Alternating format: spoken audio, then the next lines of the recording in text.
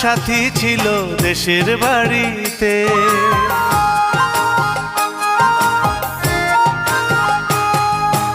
আমার একটা সাথী ছিল দেশের বাড়িতে, মিষ্টি প্রেমের লিখত চিঠি প্রতি মাসেতে।